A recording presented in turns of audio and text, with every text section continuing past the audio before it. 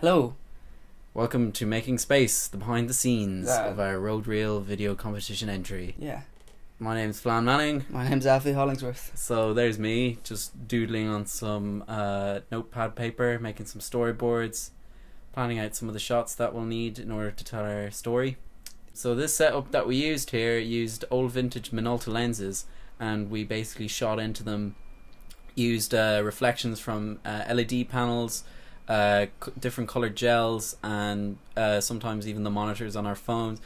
And what it basically did was the fungus and the dust in the lens itself kind of created these geographical patterns that we later used in some of the planet shots, as you can see here on the video. So here we are in Final Cut 10, and we basically took the planets in and messed around with them a little bit and put them in front of a starry background, which we are here creating.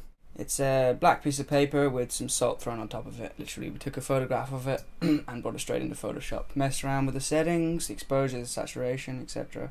until we got something that we like the look of, and voila. So there's me hands making some props there that we used at the beginning of the film. There are the finished designs, and there are my cacti. Testing the planes, they didn't work at all. So the microphone that we used was a Røde NTG2 that was then plugged into a Zoom H5, and we basically used that setup to capture all of the diegetic sounds, the folding of the paper, and any other sound effects that were needed for our short film. So that's basically us there going through the process of recording the sounds.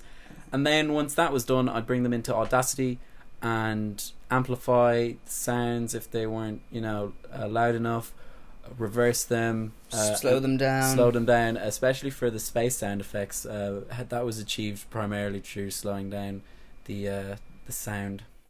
So in Final Cut 10, for the screwdriver effect, we had a screwdriver in front of a green screen, and then we'd key out the background, color grade it to match it, make it look like a silhouette, make it look like it was in the dark in space, and there you see it.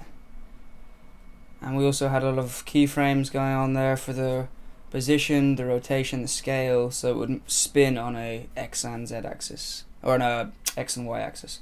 Here's all the gear that we used. A cheap LED panel, Canon 60D with a Carl Zeiss 1.4, and a macro extension tube.